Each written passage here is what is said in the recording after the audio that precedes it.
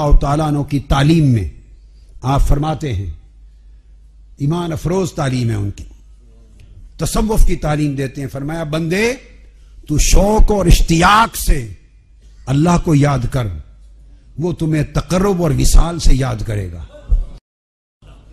تو حمد و ثنا سے اسے یاد کر، وہ تمہیں انعام و احسان سے یاد کرے گا۔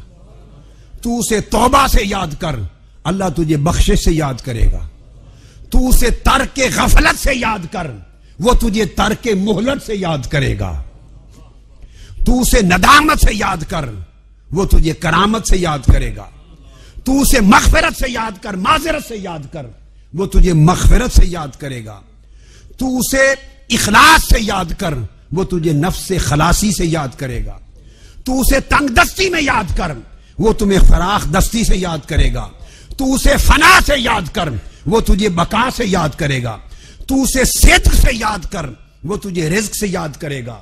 تو اسے تعظیم میں فنا ہو کر یاد کر، وہ تجھے تکریم سے یاد کرے گا۔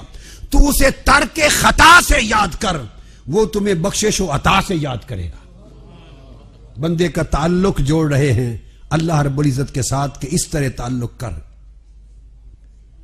اور فرماتے ہیں کہ ہمت، اللہ کے ساتھ ہمت کو لگا دینا، اس کا مطلب یہ ہے کہ بندے تیرا نفس حب دنیا سے، اے بندے تیرا نفس حب دنیا سے اور تیری روح تعلق عقبہ سے نجات پا جائے،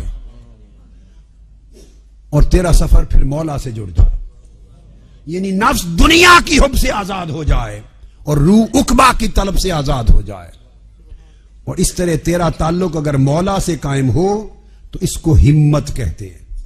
توکل کے لیے آپ نے تعلیم دی، فرمایا ہے بندے تو کل اغیار کو چھوڑ کر اللہ تعالیٰ سے لو لگا لے اور ظاہری اسباب کو بھول کر مسبب میں گم ہو جا، وہ مسبب تجھے اسباب سے فوق کر دے گا۔ یہ مقام توکل ہے، اور توکل کا مقام حقیقت اخلاص کے بغیر نہیں ملتا، اور حقیقت اخلاص کا مطلب یہ ہے کہ تو اعمال کرے اور کسی عمل کا معاوضہ طلب نہ کرے، عمل کرے جزا طلب نہ کرے، عمل کرے معاوضہ طلب نہ کرے۔ بندہ جب تک دنیا اور آخرت کے ہر معاوضے سے جب تک آزاد نہ ہو جائے، اس کا قلب و باطن اور سر اللہ سے متصل نہیں ہوتا۔ پھر سیدنا غوث العظم رضی اللہ تعالیٰ عنہ نے مزید ارشاد فرمایا تعلیم دیتے ہوئے کہ بندو یہ دنیا ایک بازار ہے، یہ دنیا ایک بازار ہے۔ آپ نے اپنی کتاب الفتح الربانی میں ارشاد فرمایا، قبل اس کے فتح الربانی میں فرمایا کہ اے باشندگان بغداد، تمہارے اندر نفاق بڑھ گیا ہے۔ یہ اپنے زمانے کا حال بیان کر رہے ہیں کہ نفاق بڑھ گیا اس وقت، اخلاص کم ہو گیا، اقوال بڑھ گئے، اعمال کم ہو گئے۔ یہ تصوف ہے جس میں اقوال زیادہ ہو جائیں، باتیں زیادہ ہوں، عمل کم ہو جائیں، جس میں نفاق بڑھ جائے، اخلاص کم ہو جائے۔ فرمایا قرب حق کا راستے سے وہ بندے بھٹک جاتے ہیں۔ سیدنا غوث العظم نے فرمایا کہ لوگوں یہ دنیا ایک بازار ہے۔ تھوڑی دیر کے بعد فرمایا اس بازار میں کوئی باقی نہیں رہے گا، دکانیں بند ہونے کو ہیں۔ سرکار غوث العظم بغداد کے منبر پر 70,000 افراد صلحاء اور سامعین کو نصیحت فرما رہے ہیں، بازار ان قریب بند ہونے کو ہے۔ یہ جو چہل پہل بازار دنیا میں نظر آ رہی ہے، سرکار غوث العظم نے فرمایا نہیں رہے گی، دکانیں بند ہو جائیں گی، خریدار چلے جائیں گے۔ فرمایا لوگوں تم اس دنیا کے بازار سے وہ سودا خریدو کہ اس بازار کے بند ہونے کے بعد ایک اگلا بازار کھلنے والا ہے، ایک اگلا بازار کھلنے والا ہے۔ اب میں شرح کر رہا ہوں ساتھ ہی ساتھ سیدنا غوث پاک رضی اللہ تعالیٰ عنہ کے کلمات کی تفسیر شرح بھی کر رہا ہوں۔ آپ کو اگلا بازار کھلنے والا ہے، بنیادی کلام آپ کا ہے، ایکسپلین شرح کر رہا ہوں۔ اس بازار اور اس اگلے بازار کا فرق کیا ہے؟ اس بازار میں صرف خرید ہی خرید ہے،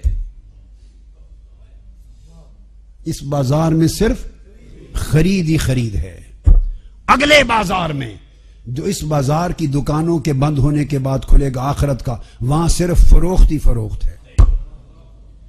یہاں خرید ہے، فروخت نہیں ہوگی. وہاں فروخت ہوگی، خرید نہیں ہوگی. یہاں خریدار بندہ ہے، وہاں خریدار مولا ہوگا.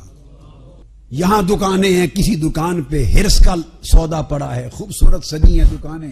زین للناس حب الشہوات من النساء والبنین والقناطیر المقنطرۃ من الذہب والفضۃ والخیل المسومۃ والانعام والحرث.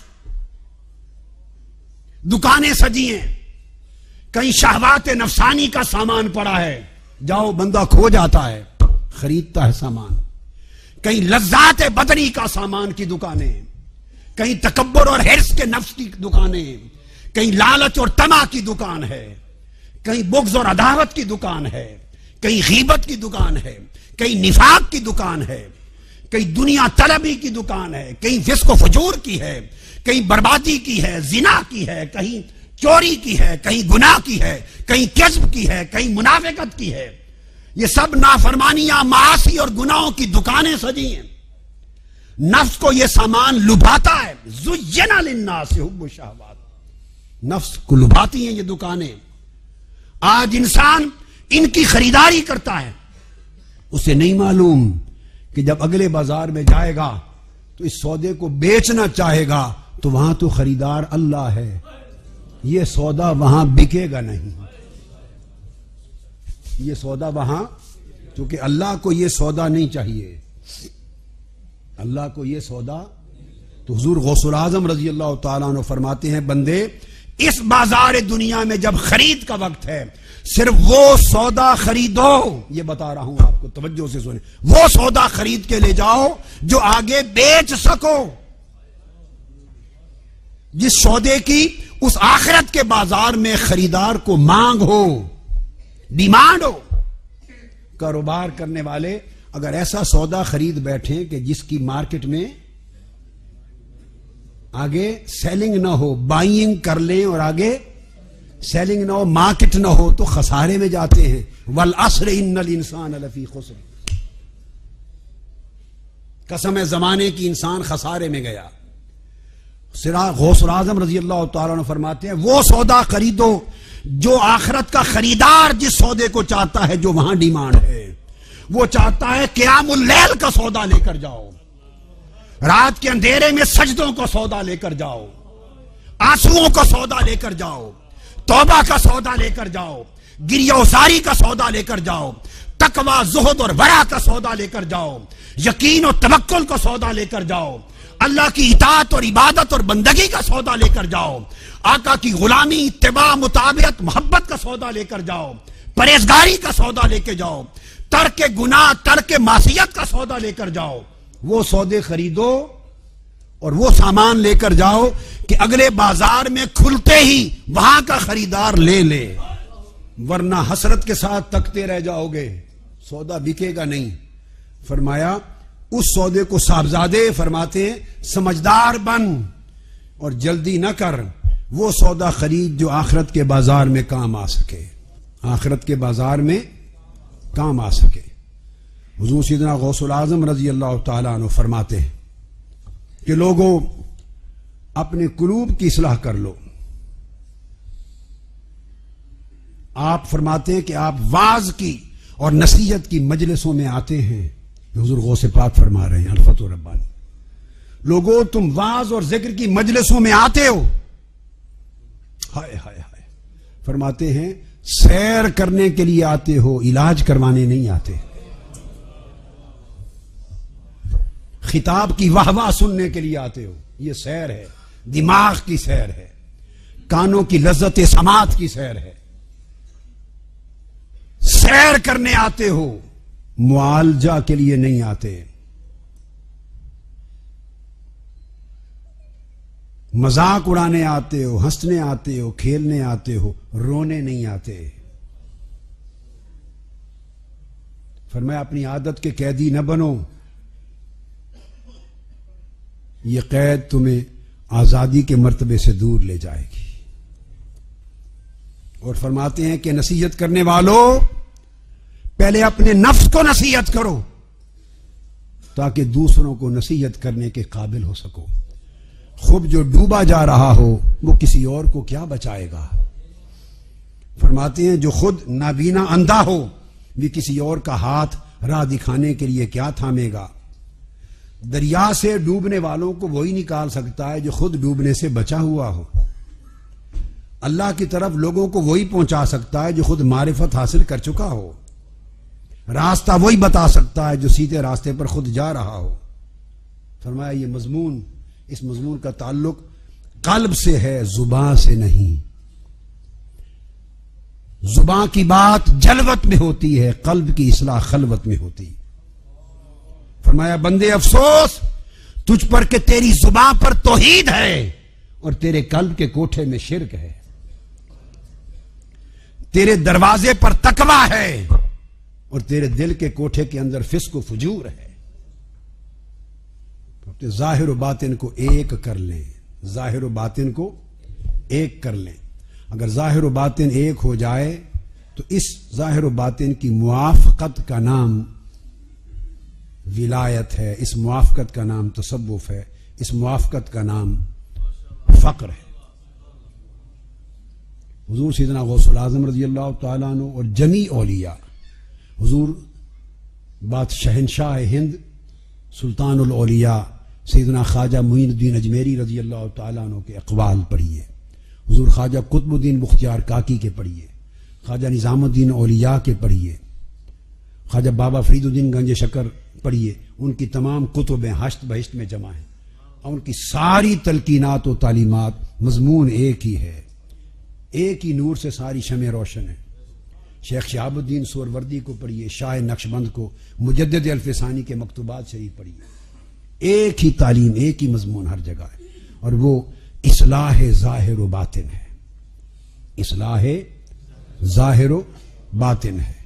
اگر آدمی اس نیت اور ارادے سے، اصلاح کے ارادے سے، حضور غوث پاک رضی اللہ تعالیٰ عنہ آخری بات کہہ کے اجازت چاہ رہا ہوں، فرمایا اگر اس نیت اور ارادے سے کوئی میرے ساتھ منسلک ہو، میرے ساتھ منسلک ہو، آپ سے پوچھا گیا حضور غوث پاک رضی اللہ تعالیٰ عنہ کہ آپ کا کوئی شخص مرید بھی نہ ہو، آپ سے بیعت بھی نہ کر سکا ہو، آپ سے بیعت بھی نہ کر سکا ہو، آپ سے خرقہ بھی نہ پہن سکا ہو، یعنی یہ تقاضا بھی پورا نہ کیا ہو، مگر آپ سے محبت کرے اور آپ کا ارادہ رکھے، اس کا حال کیا ہوگا. فرمایا جس نے میرے ہاتھ پر بیعت ہی نہیں کی اور جس نے میرا خرقہ ہی نہیں پہنا مگر مجھ سے محبت اور اخلاص کے ساتھ میری طرف ارادہ کیا میری تعلیم پہ چلنے کے ساتھ، فرمایا وہ بغیر اس تقاضے کے اللہ اسے قبول کرے گا اور قیامت کے دن وہ میرے مریدوں میں شامل ہوگا. صاحب قلائد الجواہر امام محمد بن یحییٰ الطازفی فرماتے ہیں کہ یہاں تک آپ نے فرمایا کہ کوئی میرے مدرسہ کے سامنے سے گزر جائے اور محبت کی ایک نگاہ میرے مدرسہ کے در و دیوار کو دیکھ لے، قیامت کے دن اس کے عذاب میں بھی اللہ تخفیف کر دے گا. فرمایا کہ اگر میرا مرید مشرق میں ہے، لو کان مریدی بالمشرق وانا بالمغرب لسترتہ، اور اس کا ساتر کھل جائے میں مغرب میں ہوں، اس کا تعلق بشرطے کہ ان شرائط کے ساتھ میرے ساتھ پختہ ہے، میں مغرب میں ہو کر مشرق میں بھی مرید کا سطر پوشی کروں. آپ نے فرمایا کہ جو میرے ساتھ منسلک ہیں اور میرے ساتھ ان کی نسبت ہے اور میرے طریق پہ چلتے ہیں، میری تعلیم پر عمل کرتے ہیں، میری نگاہ لوح محفوظ میں رہتی ہے اور میں ہمہ وقت ان کے لیے بخشش و مغفرت کے لیے اللہ کے حضور التجائیں کرتا رہتا ہوں اور ان کے لیے وسیلہ بنتا رہتا ہوں. یہ جو غوث الاعظم کانفرنس میں جو بیان کیا یہ نچوڑ ہے کل تصوف کا، کل طرق اولیاء کا، کل سلاسل طریقت کا.